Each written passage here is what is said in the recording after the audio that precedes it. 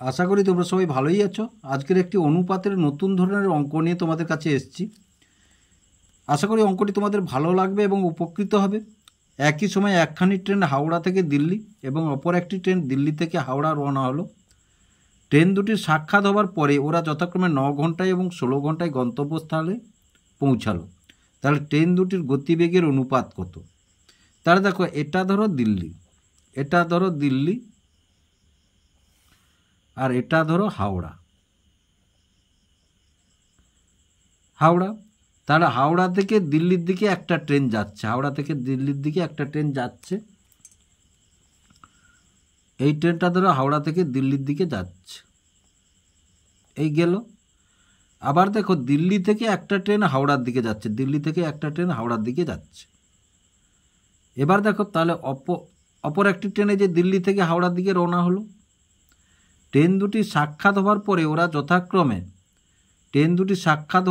ওরা যথাক্রমে 9 ঘন্টায় এবং 16 ঘন্টায় গন্তব্যস্থলে পৌঁছালো। তাহলে এই পথটা বাকি, যে এই পথটা, এই ট্রেনটি গেছে ক ঘন্টায়? এই ট্রেনটি গেছে 9 ঘন্টায় গেছে। আর দ্বিতীয় ট্রেনটি এই রাস্তাটি কত ঘন্টায় গেছে? না, এই রাস্তাটি গেছে 16 ঘন্টায়। আমি তোমাদের বোঝানোর জন্য অঙ্কটি এভাবে করছি, 16 ঘন্টায় গেল। এবার দেখো, ধরি তারা ছাড়িবার x ঘন্টা পরে সাক্ষাৎ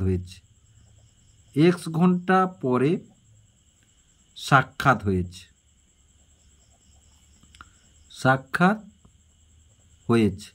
তাহলে দেখো, এই ট্রেনটি এটা গেছে x ঘন্টায়, আর এই ট্রেনটি এই রাস্তাটা গেছে x ঘন্টায়।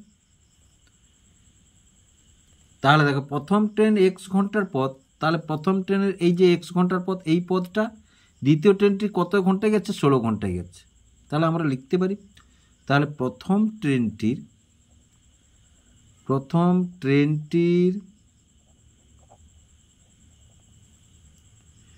x ঘন্টার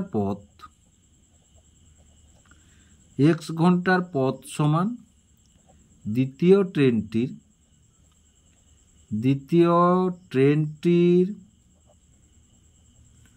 16 ঘন্টার পথ। কত ঘন্টার পথ? 16 ঘন্টার পথ। তাহলে দেখো, প্রথম ট্রেনটির 1 ঘন্টার পথ সমান দ্বিতীয় ট্রেনটির 16/x ঘন্টার পথ। আবার প্রথম ট্রেনটির 9 ঘন্টার পথ সমান, দেখো, তাহলে প্রথম ট্রেনটির এই 9 ঘন্টার পথটা আবার দ্বিতীয় ট্রেনটি কত x ঘন্টায় গেছে। তাহলে প্রথম ট্রেনটির 9 ঘন্টার পথ সমান দ্বিতীয় ট্রেনটির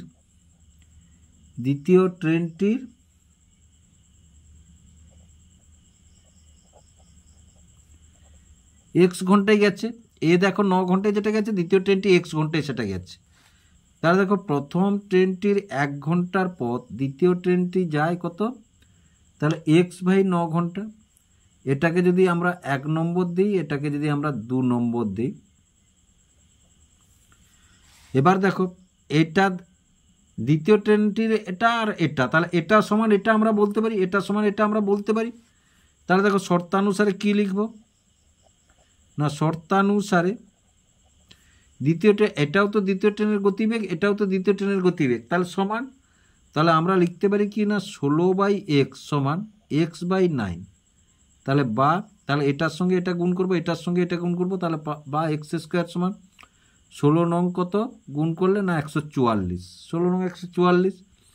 তাহলে বা বর্গমূল যদি করি x √144 কার বর্গ?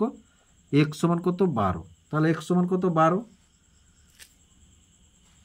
তাহলে দেখো, প্রথম ট্রেনের 12 ঘন্টার পথ, এই লাইনটাই ধরো আমরা বসাচ্ছি। x সমান কত বের করছি আমরা? 12 ঘন্টার পথ, দ্বিতীয় ট্রেন যায় 16 ঘন্টায়। বোঝা গেল কথাটা? তাহলে প্রথম ট্রেনের 12 ঘন্টার পথ সমান দ্বিতীয় ট্রেনের 16 ঘন্টার পথ, 16 ঘন্টার পথ। তাহলে এবার এখান থেকে বের করি। তাহলে অতএব প্রথম ট্রেন 1 ঘন্টায়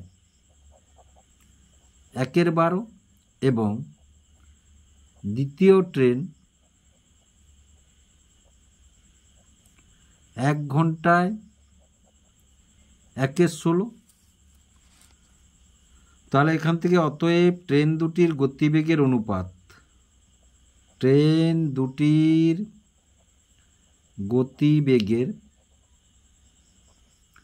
অনুপাত,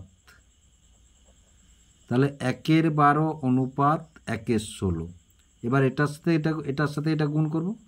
তাহলে 16 অনুপাত 12, 4 দিয়ে কাটলে 4 4 16, 4 3 12। আশা করি তোমরা বুঝতে পারলে অঙ্কটি কিভাবে হলো। যদি ভালো লেগে থাকে লাইক এবং শেয়ার করবে ও চ্যানেলটিকে অবশ্যই সাবস্ক্রাইব করবে নতুন নতুন এরূপ টাইপের অঙ্ক পাওয়ার জন্য।